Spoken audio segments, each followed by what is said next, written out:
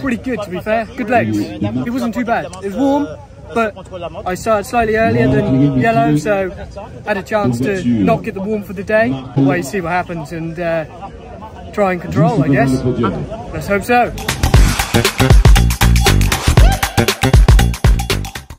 À l'issue de ce premier tronçon de cette deuxième étape, épreuve de contre-la-montre, épreuve de vérité, on a vu la belle victoire de Mark Richards de Shields, de la Grande-Bretagne. Ce dernier réalise 13 minutes 48. Derrière lui, Terry Thomas, 13 minutes 49. On a Demané, 13 minutes 52.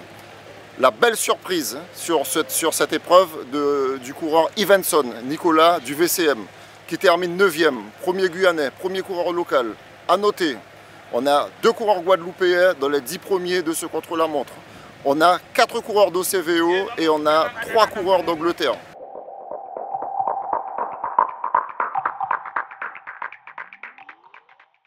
Attention pour le départ, c'est parti messieurs, mouvement.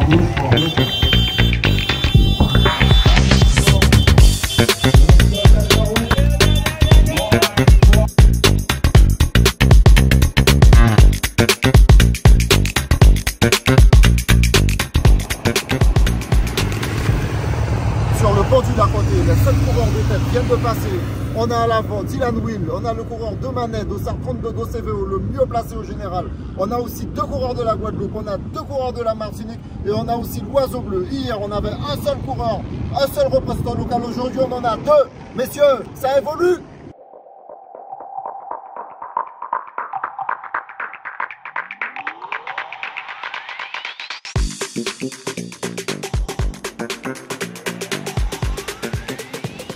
Cette difficile planche de la route de l'Est, les hommes de tête étaient 7, ils se sont fait rejoindre par 7 coureurs, ils sont désormais 14 en tête. Derrière, on a pu observer que le maillot jaune, Mark Richards, n'a plus que 2 équipiers autour de lui. Le feu commence à prendre dans la maison jaune.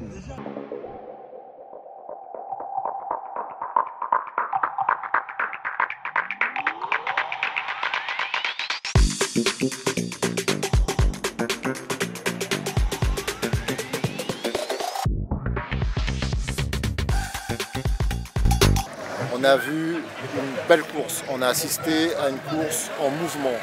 Il y a eu plusieurs échappées, notamment Dylan Will pour la Guyane. On a aussi vu Teddy Octavia, coureur du VCK. On a vu le coureur de l'OCVE, on a aussi vu les Guadeloupéens ainsi que les Martiniquais qui ont eu une échappée jusqu'à 2 minutes 05 d'avance sur un peloton qui était tracté par les coureurs de l'équipe de Shields. Et en fin de course, ces derniers, l'échappée, s'est fait reprendre par les équipiers de la Team Born Air qui ont embrayé parce qu'ils se disaient qu'ils ont de toutes les façons des sprinteurs dans leur équipe. Et puis on a vu la belle victoire de Menant Théo de La Roche-sur-Yon.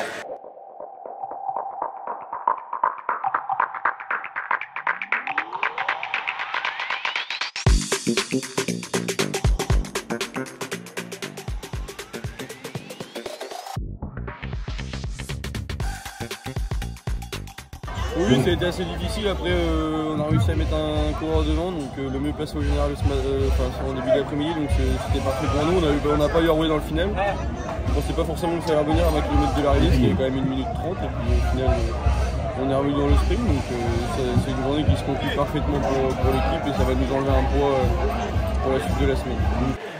Prochaine étape, les coureurs partiront de Cayenne, établissement de la Globus.